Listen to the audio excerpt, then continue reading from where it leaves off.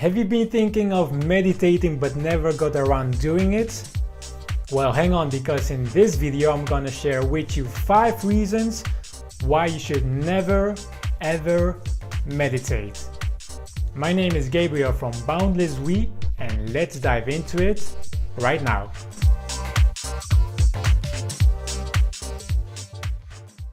The first reason why you should never ever meditate is if you're not interested in improving your self-control. Yes, study shows that when you meditate, you improve your ability to regulate your emotions. Meditation enhances your ability to accept the present moment, adopting a non-judgmental stance.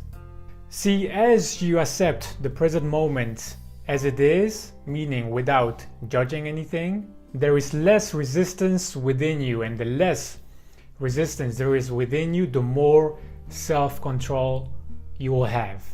And even if you feel resistance, as you meditate, you develop deeper tolerance towards any conflicting emotion within you. It doesn't bother you anymore. You don't judge it and you don't feed it. And before you know, the negative emotion has no other option than to vanish. Why? Well, because it doesn't get your attention anymore. It gets bored. And what are you left with? Well, you're left with more clarity, with more brightness, with more purity and simplicity. You are now anchored in your true self, gaining back your self-control and responding with love and compassion. The second reason why you should never ever meditate is if you don't want to gain more clarity and perspective in your life. See, what happens when you meditate is that you start to look at your mind from the perspective of a spectator, as if you were watching a movie in the theater, but now you watch the movie your own mind is running. And don't forget the popcorn. See, the mind likes to play lots of movies, non-stop. It's even worse than a television. And at one point it might display a comedy and you feel happy, and suddenly it switches to the drama you went through yesterday and you feel miserable. As you meditate, you start to watch the mind, and in doing so, you tap into a higher dimension within you that wasn't there before. Before, you were the mind, and now you watch the mind. And here is the interesting part about it, and that is you have to make a choice, because you cannot do both simultaneously. If you decide to be the mind, you choose to be the movie. And if the movie is pleasant, well, you feel happy and excited. And if the movie is unpleasant, well, you will feel the emotions that come along with it, such as sadness, jealousy. Your life is like a roller coaster and dictated by your mood swings. And because of that, you lose your clarity and perspective as it gets in the way. Meditation instead opens you to a new reality. It opens you to the possibility that you don't have to be your mind. You don't have to be at the mercy of your mind. And as the mind has no control over you anymore, you get to clear out the junk. And as a result, you develop more clarity and more perspective. And now you get to take it to a step further. By gaining back control over your mind, you get to be the director of the movie, instead of the movie directing you. You get to choose what kind of movie you want to watch. And don't forget the popcorn. You can put an inspiring movie. You can watch an empowering movie. You can put a movie that uplifts you and others along your journey. The third reason why you should never ever meditate is if you don't want to improve your focus. Do you suffer from a short attention span? Well, I have good news for you. You are not alone. According to a study by Microsoft, humans lose their concentration after 8 seconds, whereas a goldfish has an average attention span of 9 seconds. My gosh. Now, how can meditation help you beat the goldfish? In essence, when you meditate, you direct your attention towards an object for a longer period of time. In other words, you train your focus. What meditation does is it enhances your present moment awareness by teaching you to notice subtle distractions, such as feelings, thoughts, emotions, while repeatedly bringing your focus back to the meditation object, which may be your breath or a specific part of the body. And this improves your focus. And here's the problem: when you start out meditating, this can be quite challenging. Lots of people give up quickly because they're just not able to control the distractions. But like anything in life, well, it takes practice. The more you meditate, the better you become at it, and the faster you will improve your focus. The fourth reason why you should never ever meditate is if you don't want to improve your creativity. Did you know that companies like Google and Walt Disney have made meditation an important element of their company culture? Yes, they offer meditation to their employees. Walt Disney even reported noticing a significant increase in creativity after employees meditated on creative solutions.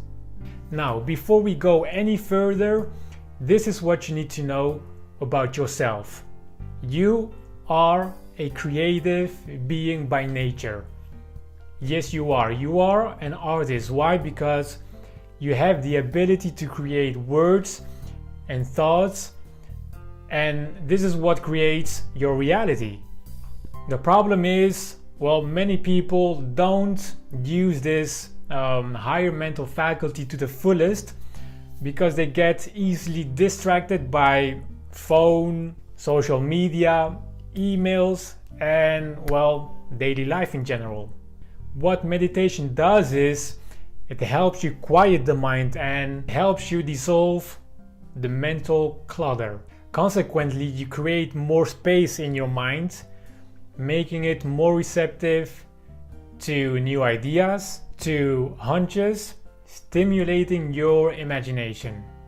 What works for me when I meditate is to quiet my mind for about 10 minutes, and I do that by focusing on my breath.